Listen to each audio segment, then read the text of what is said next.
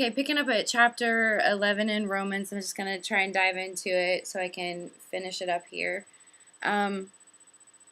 So we've covered already how Paul's trying to introduce his message to the Romans by saying it doesn't matter whether you're you or whether you're one of us, where Jesus came for all, which is really the only point at all.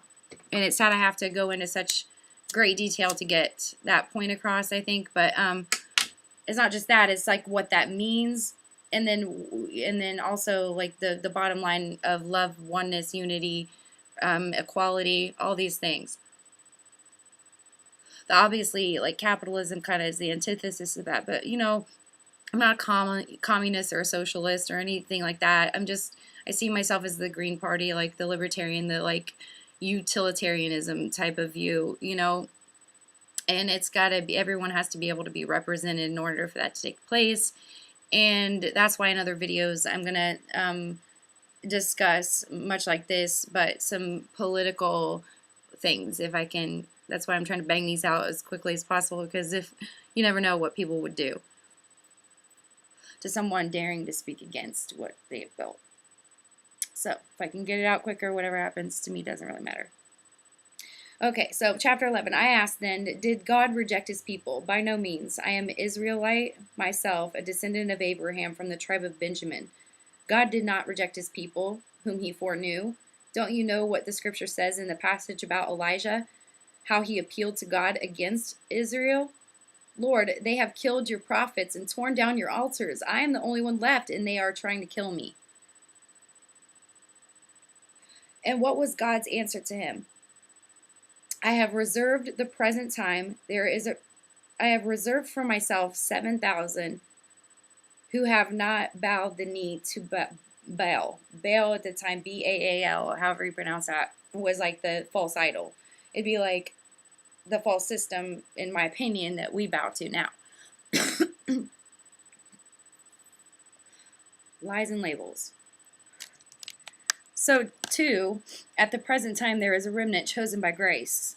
And if by grace, then it is no longer by works. If it were, grace would no longer be grace. What then? What Israel sought so earnestly, it did not obtain, but the elect did. The others were hardened. So it worked for the people it worked for, and everyone else it didn't. It made them hard. It made them unable to live up with this life, because it's built to destroy you, and you're fighting for your life, and that turns you into try to hurt a person's child or a family member. Watch how a nice person turns into a nut, from zero to like nutty and point blank.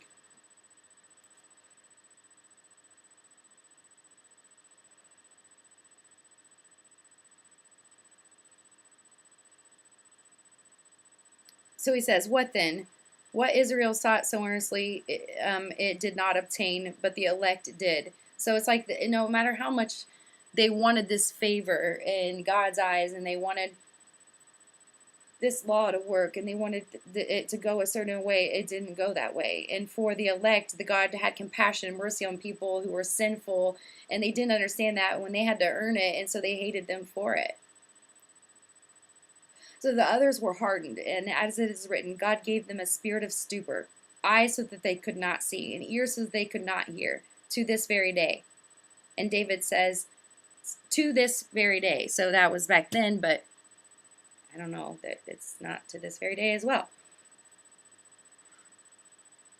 But it says God did it. So there's a reason for it. So you can't hate the people because of it. Because we're going to get to the point of why it's necessary, because he has to demonstrate grace upon everyone.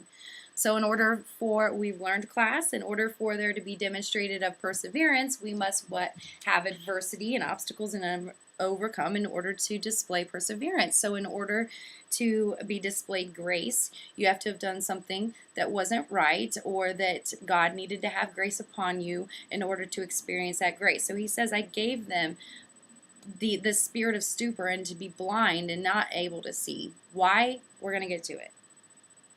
And David says, he's bringing up examples again. Paul is still writing about different stories. So David is another significant character in the story. Even though many people inhabited the earth, these would have been like the celebrities of the time, the people who were the leaders and you know, the chosen ones and examples and idols and all that. It says, David says, quotes, may their table become a snare and a trap, a stumbling block and a retribution for them. May their eyes be darkened so they cannot see, and their backs be bent forever. Again, and here's about the engrafted branches I said before, and here's why he gave a spirit of stupor so that he could have grace on them. Again, I asked, did they stumble so as to fall beyond recovery? No, not at all. Rather, because of their transgression, salvation has come to the Gentiles to make Israel envious. Just what I was talking about. But if their transgression means riches for the world, and their loss means riches for the Gentiles, how much greater riches will their fullness bring? So when the Gentiles are their fullest potential that they can be, how much more rich will that be? That, you know, their transgressions and their, you know, whatever's going on right now, for the riches of the world, and their loss ends up being our riches because we were able to know God because of it. So he's saying how much greater the riches and the fullness will bring when we also all know God and we've all been demonstrated grace, and then we're all able to, you know, understand that there is enough for everyone, and if we're all participating, then we can all produce luxurious, nice things. A lot of people have great ideas and just can't do it. They would also be awesome, nice things. It's just there's enough, when not enough hands and feet are able to do these things, and people don't have the ability to buy them. But if we're all participating and playing a part somehow, in some way, and our houses can be offices, and we don't need necessarily all the bells and whistles to create things, then, and you know, not saying that the people who need some sort of they need to elevate themselves somehow or make an achievement for being the best at something or whatever, like, you know, it doesn't mean you have to take away everything that capitalism and playing a game makes fun. Like, it's fun to be competitive and be the winner of a game, but not so much to an extent that it puts everyone else who participated in a position where they can no longer even play the game or survive, let alone win, if they can't train and, you know, become just as good of an athlete or a game player or whatever to step up to the plate. And so we have to be able to have equal accessibility to those tools so that we all at least have the option, even if we don't choose to take advantage of it, to get to our best selves. That's really all the goal. It should be, you know, it's not about you in the end. Once you're like your best self, and you're always trying to achieve that, but you've got to focus on yourself enough and not what everyone else is doing wrong but yourself, and get yourself to that solid point, to not where you want to then judge everyone and how they're not like you, and point out how they should be or make a case for it or whatever, but just so that you are a good candidate for someone else and you aren't further passing off all your problems, because you know, everything ends because you basically, essentially, when there are two people in a relationship, you both ruin it together because you're both coming from opposite sides where you have your own perceptions of things, because you liked each other at the beginning. So what happened? So you either get to know each other a little too much and then you see everything and can't handle it, or, you know, you misunderstand each other, because when someone says something to me in plain English, there are a lot of times I still don't understand what they've just said. I don't. And if I don't understand if I misinterpret what someone just said, and I then do something in retaliation of that without checking back and making sure that I translated that message correctly and that is in fact how they intended to send it, it could get really dangerous, because that's the game of telephone that I keep referring to. It's like we've had wars over potentially misunderstanding between languages. We don't really know what all the warring and fighting that is going on is all about. We are told things by people who own media who have somewhat of bias. And since we already know reporting and such is no longer just about reporting, but also about money, and they still have to submit to ratings and things like that. So when I get into this engrafted branch part, it's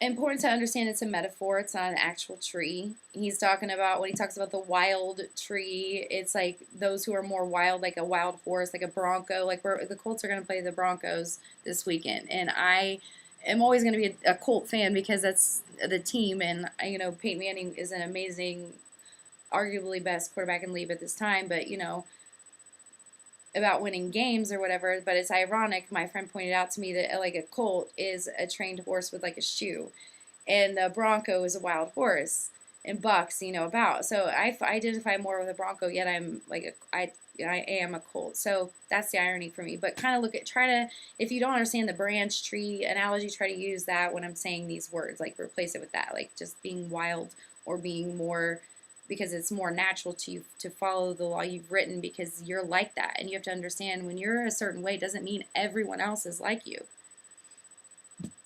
I mean, what would he need with 7 billion of the same thing, and how would we serve different purposes if we were all exactly the same? Because even people who become Christians and then ultimately are able to uphold the law, or at least as best as they can, because they busy themselves toiling trying to do that, they before they were, whatever time they had before they came to that, God uses that in the ministry missions they do when they are a Christian anyway. So all that stuff is necessary, and if it's all to be forgiven, and to that point, it's still to be forgiven after that point. It doesn't mean you automatically stop sinning and are perfect as soon as you get to that point, and you have this when someone's trying, is like my sin was like, I'm a 650-pound person, and I've probably eaten enough chocolate and purged enough chocolate to be that heavy. And that's why I would never hate on someone for their weight, because I get it. I escape through food as well. And I cheat a little bit, I do admit, in that area. So whatever, I'm working on it. Whatever. So I don't have to explain myself. I'm working on it. So, jeez.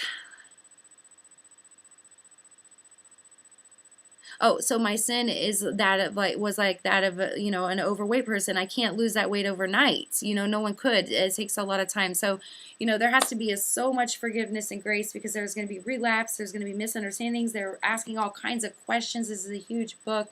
There's a lot of things that could be misinterpreted, understood in a different way. That's why it's discussed. That's why it's argued. That's why you can buy umpteen books about it. And, try and, figure it all out. Or you can just be like, I am as I am. That's all that I am. Which is the point I've gotten to, but I'm exhausting myself to go back through this process, because I feel like I can sum it up a little or something. I don't know what it is, but I'm going to give it my shot. Then there are a lot of people teaching it, so this is my go. Oh boy. Why my back kills me when I do this is hilarious to me. Pick up the book This Present Darkness, and it'll have reference to what I just said. If you've been studying this stuff for a long time, it'll make sense. If not, no, it won't. Okay, so Engrafted Branches, chapter 11, verse 11. 11:11. Again I ask, did they stumble so as to fall beyond recovery? No, not at all. Rather, because of their transgression, salvation has come to the Gentiles to make Israel envious.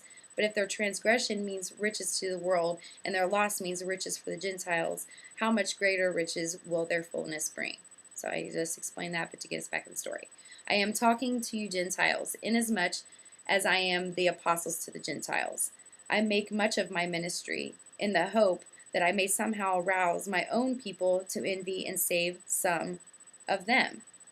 For if their rejection is the reconciliation of the world, what will their acceptance be but the life from the dead? If the part of the dough offered as first fruits is holy, then the whole batch is holy. If the root is holy, so are the branches.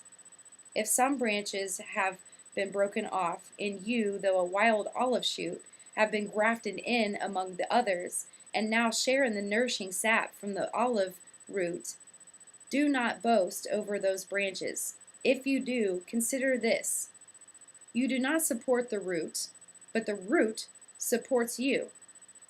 You will say then, branches were broken off so that they could be grafted in. That was in quotes. You will say then, branches were broken off so that I could be grafted in.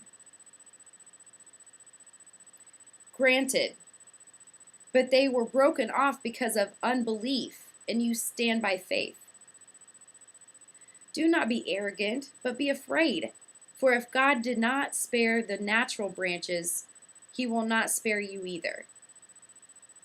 Okay, I have to stop right there and explain all that. Okay, let's just get to the branches part. Okay, so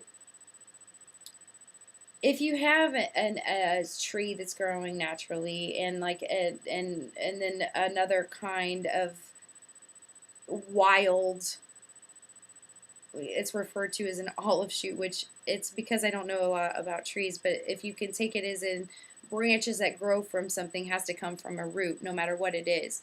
So whether it's a wild root or whether it's the root that's known as Jesus, then that you're feeding from the root. It's supporting you. You don't support it. So we're all reliant upon the root, no matter what it is, he's saying. So people would argue that when people fall from grace and they justify people, suffering for a very long time for their mistakes that they were caught for, that we know not everyone is caught for their mistakes and their sins, that was so that they could be grafted in. So if you're a natural born, if you're born into wealth or you're born into privilege or whatever, and you're natural born into this and you still fall, and yet because we're going to get into where the wild branches are grafted in, it doesn't matter. All these are making an example of how God is displaying grace for everyone through this analogy of a tree, and saying that even if you are holy, then you represent the yeast, which is a small part. So that means because of you, the whole batch is good, because they can go ahead and cash in on their faith in Jesus that they already have just by knowing what he did. They don't have to necessarily be as good and whole and pure as you are in order to be good, and considered good. So consider therefore the kindness and sternness of God, sternness to those who fell, but kindness to you, provided that you continue in his kindness. So kindness being the operative word here, to just, in all circumstances, you don't know, like there's the quote of, be kind to everyone, for everyone you meet is fighting a great battle. So we're all have good stuff going on and all bad stuff, and everything is relative. So even if what one person looks upon someone else and doesn't see it as even being necessarily bad, or because they're whining and you're like, shut up, stop your complaining, are you serious? I witnessed people die, all these things you would say in comparison of, and we're told not to compete and compare for that reason, because to them that's maybe their first time experiencing that. We all had our first of everything. So be kind to them, because they're going to learn and be tougher skinned. That's what bark is. Bark protects the inside. That's why it's a hard exterior. They'll become harder. That's what it says, we've become hardened. And that's why he uses probably a tree as the analogy to signify that hard bark.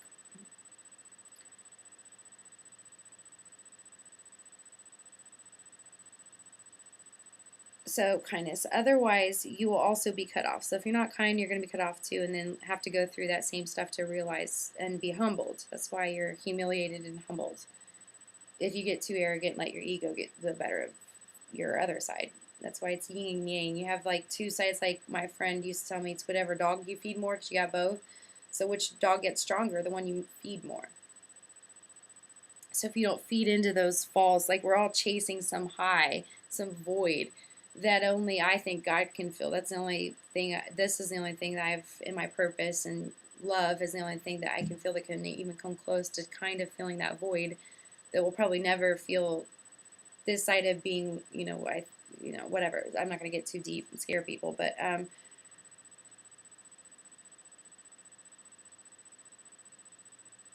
if we're trying to chase false temporary highs to, like, when I get high and then I'm not high anymore and I need to smoke again because my back starts hurting again, or the thoughts start getting back, or I get emotional, or whatever the anxiety that does to me, I need to do, it's temporary. So it's trying to find something that is lasting. So he's saying maybe you need to go through what that takes to do that. So be careful, because you might be cut off too. So even though you're not now, never be so sure. And if they do not persist in unbelief, they will be grafted in, for God is able to graft them in again. After all, if you were cut out of an olive tree that is wild by nature and contrary to nature, were grafted into a cultivated olive tree, how much more readily will these, the natural branches, be grafted into their own olive tree, because it's not foreign to them. Like when you transplant something and it's in a foreign place, like when I move from somewhere and have to live somewhere that's foreign and not comfortable and outside of my comfort zone, that's a little bit uncomfortable, but it takes a lot longer for those the effects Christ has when he starts like living in your heart and through you naturally has. He's saying it is easier for those who are naturally born into that to do that, because they know it already, that it's a natural thing for them. I can't.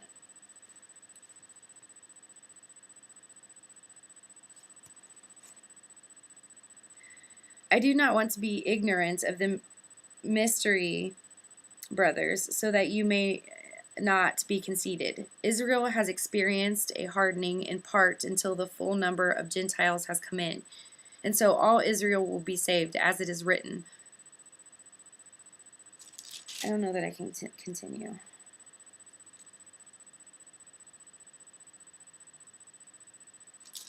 I don't want to get to the point so much at the end.